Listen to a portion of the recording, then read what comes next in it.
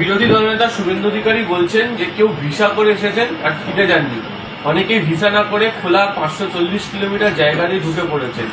বিহারে যদি 50 লাখ নাম বাদ যায় তাহলে এখানে 1,25,00,000 বাদ যাবে। ভারতীয় হিন্দু মুসলমানকে অ্যাসিওর করছি কোনো অসুবিধা হবে না, হলে ওপরে যদি মোদিজি গ্যারেন্টি হয় তাহলে এলওপিও একটা ছোটখাটো গ্যারেন্টি।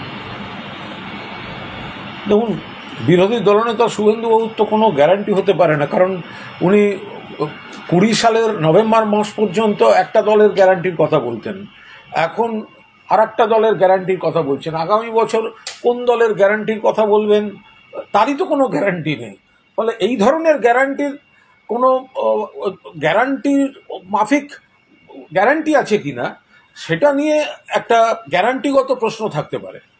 আর 2 নম্বর হচ্ছে যে আমাদের পরিষ্কার বক্তব্য, যারা ভারতীয় বাংলা ভাষায় কথা বলেন বাঙালি, তাদের কোনো হ্যারাসমেন্ট চলবে না, একদম পরিষ্কার বাংলা ভাষা।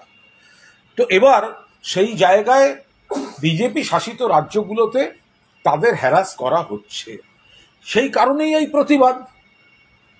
তো ফলে মূল সমস্যাটাকে এড়িয়ে বিভ্রান্তি ছড়াচ্ছেন এই বিজেপি নেতারা। এই যে সীমান্তটা তো বিএসএফ এর দায়িত্ব। শুধু বাংলা সীমান্ত নিয়ে কথা বলছেন কেন শুভেন্দুবাবু?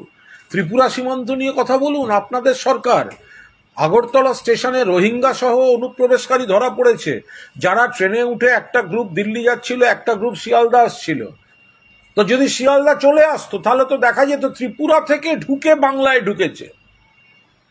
তো ফলে পরিষ্কার বাংলা ভাষা যে কথা হচ্ছে, আপনারা হিন্দু মুসলমান সকলকে বিপদে ফেলছেন। রাজবংশী তাদেরকে এনআরসি চিঠি ধরাচ্ছেন, মতুয়া অন্য রাজ্যে গেলে হ্যারাস করছেন, তারা তো হিন্দু। আপনি মুখে হিন্দু হিন্দু করছেন আর রাজবংশী মতুয়া সকলকে হ্যারাস করছেন, কি করে হতে পারে এটা? ফলে আপনারা বিভ্রান্ত। একসময় বলতেন জাতীয় নির্বাচন কমিশন বাংলায় নির্বাচন করবে, দেখে নেব, করেছে, তৃণমূল জিতেছে, আপনারা হেরে গেছেন। একটা সময় বলতেন কেন্দ্রীয় বাহিনী দিয়ে নির্বাচন করাবো, করিয়েছেন, তৃণমূল জিতেছে, আপনারা হেরে গেছেন। এখন আপনারা নির্বাচন কমিশনকে অপব্যবহার করে ভোটার তালিকায় কারচুপি করে কোনো একটা অপচেষ্টা করতে চাইছেন। বাংলা সেটার বিরোধিতা করবে এবং বাংলা এবং বাঙালির সম্মান রক্ষায় আন্দোলন হবে। বাংলা এবং ভারতীয় বাঙালি যারা আছেন তাদের বিরুদ্ধে আপনাদের যে চক্রান্ত, তার প্রতিবাদ চলবে। অলরেডি তো কমিশন এখানে প্রস্তুতি শুরু করে দিয়েছে। আজকে উনি একই সঙ্গে বলছেন যে পশ্চিমবঙ্গে বাংলাদেশি মুসলমান মুক্ত করতে হবে, হিন্দুদের শরণার্থী হিসাবে আশ্রয় দিয়েছে ভারত, তাদের জন্য সিএ আইন হয়েছে। 2020 সালের নভেম্বর মাস পর্যন্ত তার এই সমস্ত কথাবার্তা কোথায় ছিল? তখন কি মনে হয়নি যদি আদৌ এটা কোনো ইস্যু হয় তাহলে বলার? উনি বলেননি কেন?